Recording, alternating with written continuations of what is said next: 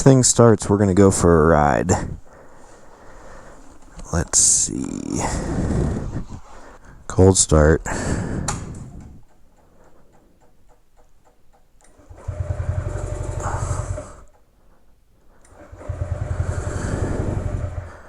Come on.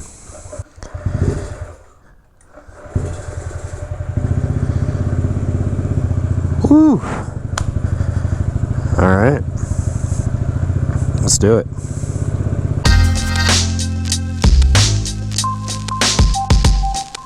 What's going on, everyone? Welcome back to the channel. If you're new here, my name is Talon and I make new videos every week. Today we're talking about mini motos, my Honda Ruckus. A lot of you guys like these videos, and I honestly don't ride this thing a ton, but I did make a few different kind of changes and updates, like very minor stuff. But I figured, while it is over 60 degrees here in Denver, Colorado, we are 3 days away from Christmas.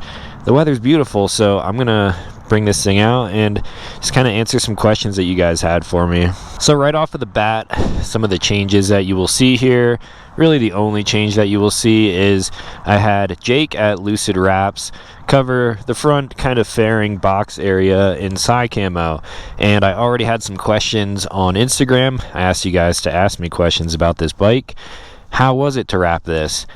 It was difficult. This thing is really curvy and there's no good way to seam it at all, but I think Jake did a really killer job. He added my orange accents around here, so where the key goes, and then I stuck some Psy logos on the outside just to kind of finish everything up, and matches the orange grips. I think it looks great. If you've never seen this Ruckus on my channel before, there is a whole playlist, and I'll leave a link to it up in the corner so you guys can figure out what I've done to this thing. A ton of different modifications, but the thing is still a 49cc scooter. No motorcycle license required. It doesn't require a plate in my state. Some states may vary, but this just requires a little registration sticker. I do have it insured, and this is kind of how it's sitting now. So other than the wrap, one thing that I did was actually lighten the battery and replace it with a better one. So this thing came with an AGM battery. So inside of here, I found a cheap, lightweight lithium battery, and I swapped that thing out. You saw in the beginning there, it was a little bit of a rough start. It was a cold start, but this thing eventually did fire up, and it's thanks to that battery. The old battery was just dead at this point. I believe this is a 21. I think I bought this in 2021. I do have a battery tender here wired into that new battery, so when I put it away for the winter, I probably will plug that thing in, keep it topped off, but the battery was really easy to install, really cheap, and I'll leave a link to that on Amazon down in the description below. Now, the only other thing that I did, if you can even consider this a mod, I don't know if you guys can see in here with the camera angle, but I have this kind of motor plate here just to clean up the look of everything, and I found that the best way to keep this bike running consistently is adjusting the idle. So there's an idle screw tucked away in here, and to get to that, I'd have to pull the seat off, I'd have to pull this kind of motor cover off, and it was a pain, so I just took a little step down bit, drilled a hole in there. Now, if I need to adjust that idle set screw at all, I just loosen some of these, rotate the seat forward, or if I just have a short Phillips head screwdriver, I can get in there and make the adjustment needed. But I got this thing pretty dialed in right now with all of the electronics, exhaust, all the accessories and stuff, and it's been running pretty good. So now that I have the bike out on the road, this is what a warm start will sound like. I mean, it doesn't really sound like anything because it's pretty quiet at idle, but yeah, this thing is running now, and let's go for 500 miles on this thing today. We're getting close. Now, you guys asked me a bunch of questions here on Instagram. I'm going to pull them up and kind of answer them as we ride around. So a lot of random stuff here. A lot of people are asking for my 2025 plans for the channel, and I've got a full video on that coming on January 1st of 2025. So I'm not going to get into anything like too in-depth today. We're just going to kind of talk about random stuff. Alien disclosure. What does that mean? I guess we have aliens over on the East Coast right now. Kind of wild. Let's pick a question to start off with. Here's one from D. Coles. I was always curious what those are for mainly. They're not comfortable to ride long. Okay, we'll go based off of that.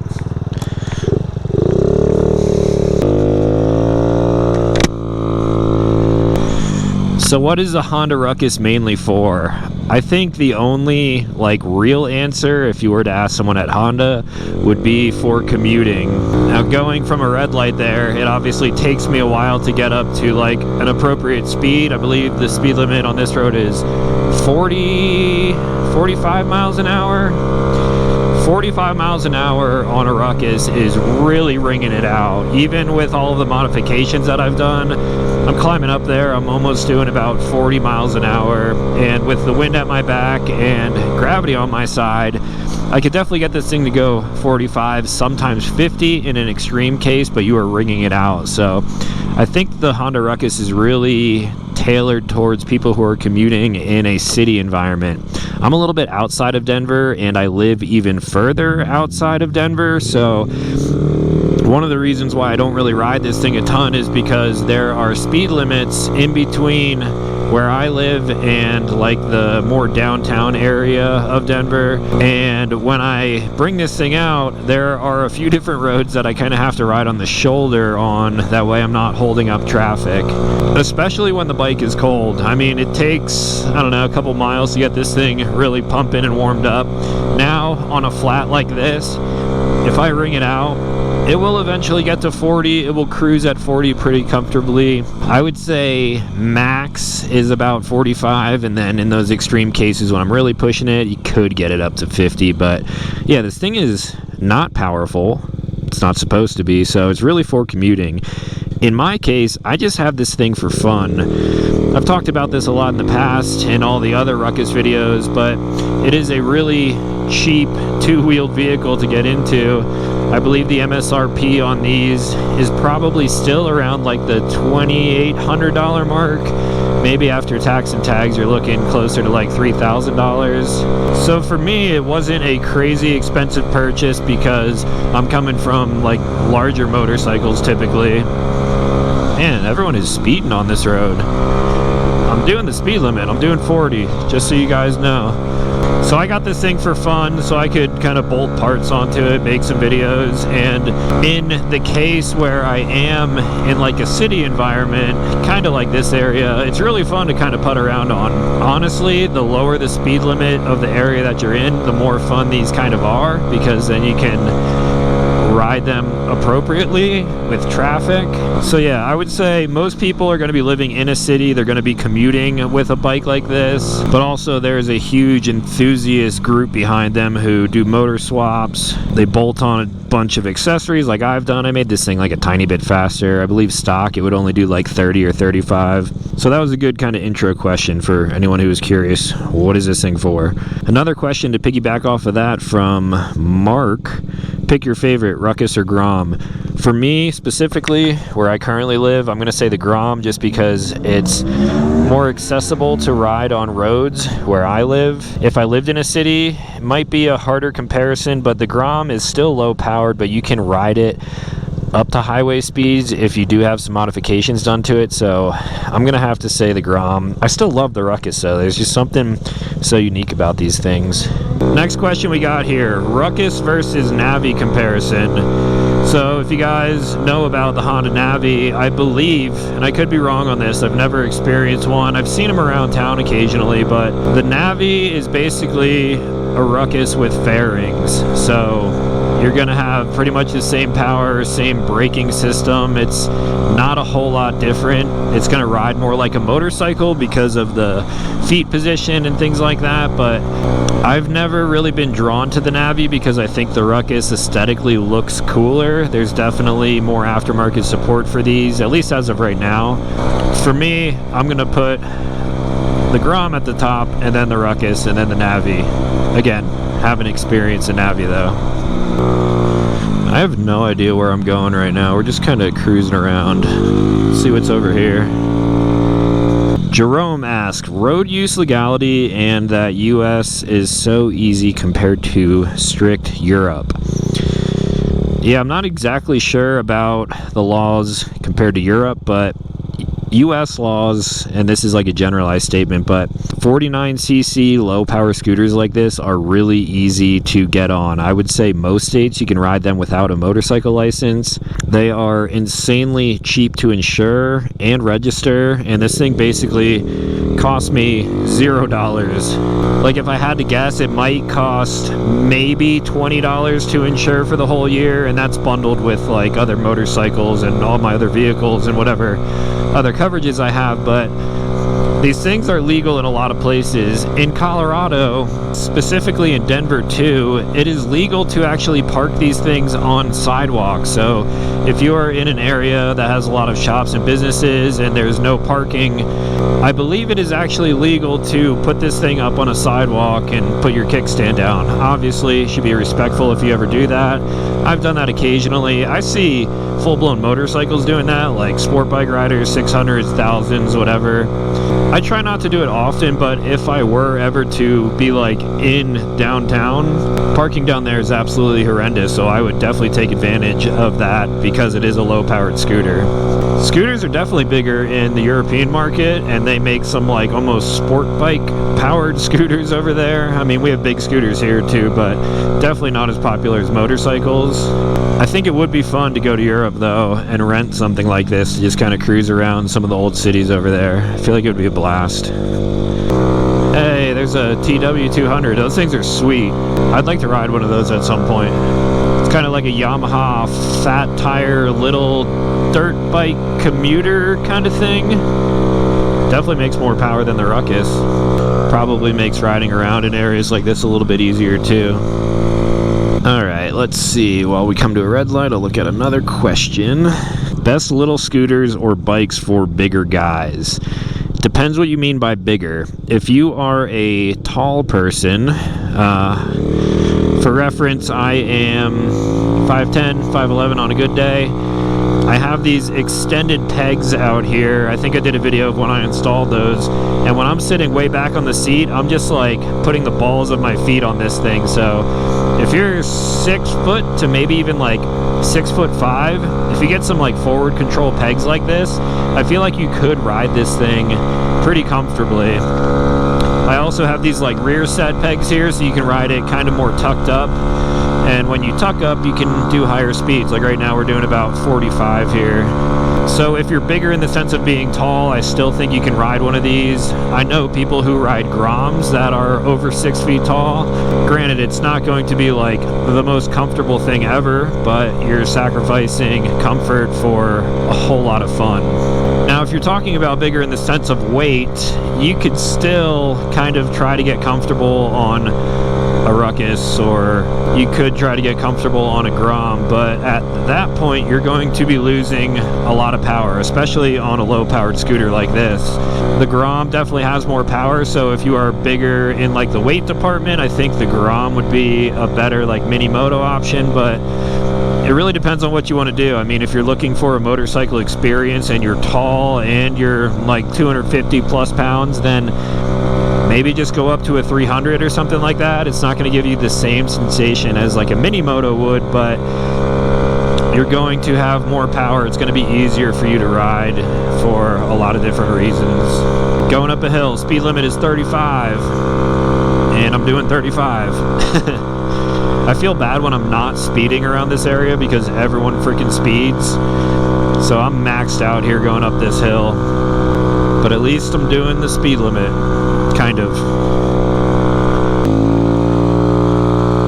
Nice antlers, Tesla. Sweet. Alright, we are about to turn onto a road right now that is 55 miles an hour. I don't know if this thing can go 55 miles an hour, but I pulled up my Speedo app and we are going to give it a shot. It's like a tiny bit of downhill, a little uphill, a little downhill. Just kind of like eastern Colorado, Kansas landscape. So we are going to give it a shot. Hopefully I don't hold up traffic because we got like probably a mile of top speed until I can actually turn off. Go, go, go, Honda, go. Go, go, go, go, go.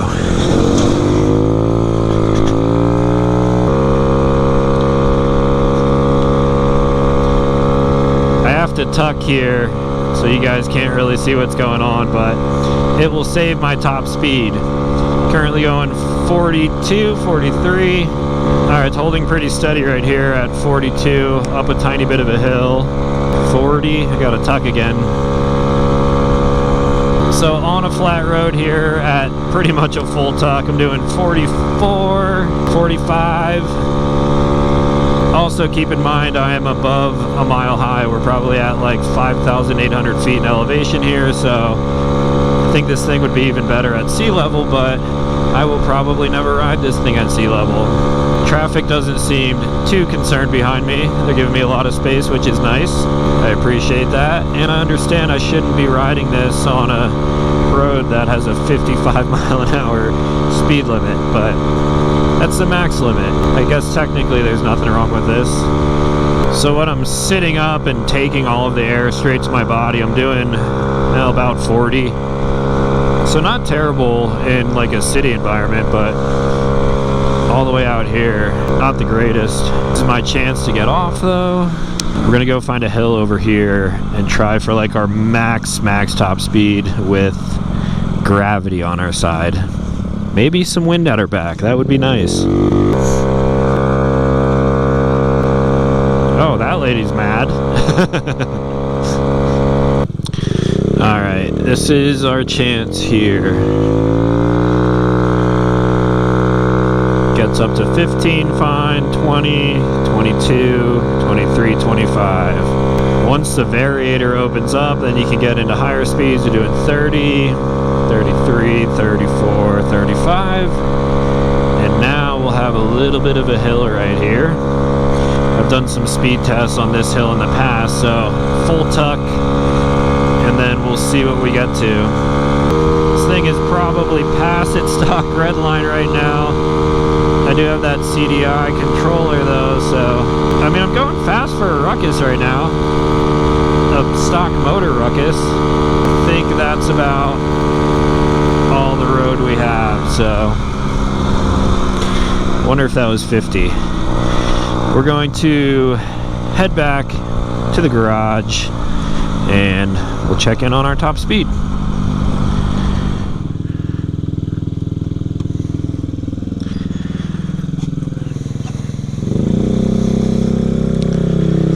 Check that out. TRD Pro Tacoma takes a spot in the garage. It's pretty tight in here, even though the truck is not that big. We got a ton of camp stuff and the Suron, the Grom. So, alright. Let us check out the top speed.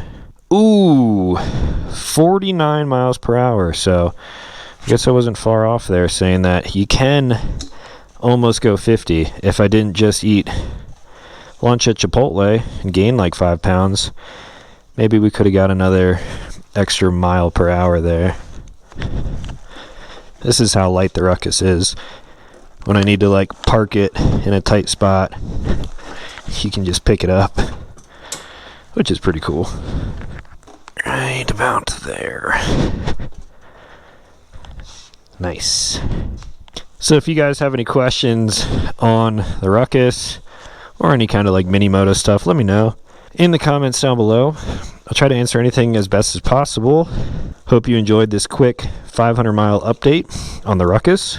And as I said in the beginning, if you're new here, consider clicking subscribe because I make new videos every single week. So as always, thank you guys for watching. I'll talk to you in the next one.